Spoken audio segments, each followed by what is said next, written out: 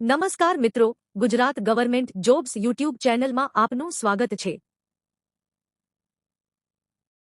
જો તમે બેન્કિંગ સેક્ટરમાં કાયમી સરકારી નોકરી મેળવવા માંગો છો તો સ્ટેટ બેંક ઓફ ઇન્ડિયા એટલે કે એસબીઆઈ દ્વારા વર્ષ 2026ની મોટી ભરતી બહાર પાડવામાં આવી છે। આજે આપણે આ વિડીયોમાં આ ભરતીની તમામ માહિતી જેમ કે લાયકાત, પગાર, પરીક્ષા પદ્ધતિ અને અરજી કરવાની રીત વિશે આપણી માતૃભાષા ગુજરાતીમાં ટૂંકમાં સમજીશું। તો વિડીયોને પૂરો જોજો। સરકારી ભરતીની આવી જ સાચી માહિતી રોજ મેળવવા માટે અત્યારે જ આપણી ચેનલ ગુજરાત ગવર્મેન્ટ જોબ્સને સબસ્ક્રાઇબ કરી લો। ચાલો વિડીયો શરૂ કરીએ। પોસ્ટનું નામ અને ખાલી જગ્યાઓ। સૌથી પહેલા વાત કરીએ પોસ્ટની। આ ભરતી એસબીઆઈ પીઓ એટલે કે પ્રોબેશનરી ઓફિસર્સ માટેની છે। આ વખતે કુલ 1500 જેટલી ખાલી જગ્યાઓ બહાર પાડવામાં આવી છે। શૈક્ષણિક લાયકાત। શૈક્ષણિક લાયકાતની વાત કરીએ તો ઉમેદવાર કોઈપણ માન્ય યુનિવર્સિટીમાંથી કોઈપણ પ્રવાહમાં ગ્રેજ્યુએટ એટલે કે સ્નાતક હોવા જોઈએ। જો તમે આર્ટસ, કોમર્સ, સાયન્સ કે એન્જિનિયરિંગ કરેલું હોય તો પણ તમે આમાં ફોર્મ ભરી શકો છો। વયમર્યાદા। ઉમેદવારની ઉંમર 21 થી 30 વર્ષ વચ્ચે હોવી જોઈએ। આ ઉપરાંત નિયમ મુજબ અનામત વર્ગને છૂટછાટ મળશે, જેમાં ઓબીસી ઉમેદવારોને 3 વર્ષની અને એસસી તેમજ એસટી ઉમેદવારોને 5 વર્ષની ઉંમરમાં છૂટછાટ આપવામાં આવી છે। પગાર ધોરણ। આ ઓફિસર લેવલની પોસ્ટ છે, તેથી આમાં પગાર ખૂબ જ સારો હોય છે। આ ભરતીમાં તમારો શરૂઆતી પગાર તમામ ભથ્થા મળીને આશરે 48,480 થી શરૂ થઈને 85,920 રૂપિયા સુધીનો રહેશે। અરજી ફી। એપ્લિકેશન ફીની વાત કરીએ તો જનરલ, ઓબીસી અને ઈડબ્લ્યુએસ કેટેગરીના ઉમેદવારો માટે 750 રૂપિયા ફી રાખવામાં આવી છે,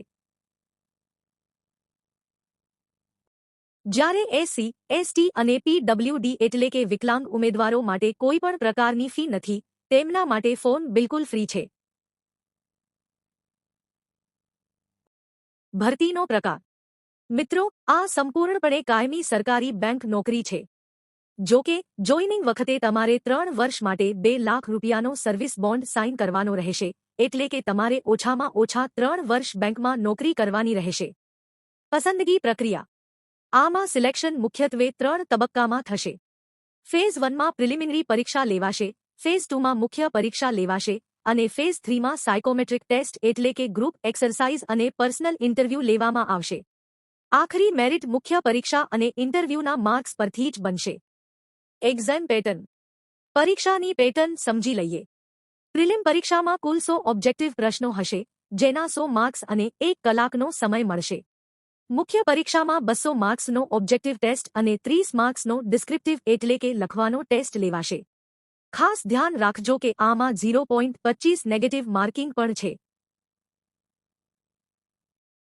ભરતી અંગેનો સિલેબસ। સિલેબસમાં મુખ્યત્વે આ વિષયો રહેશે।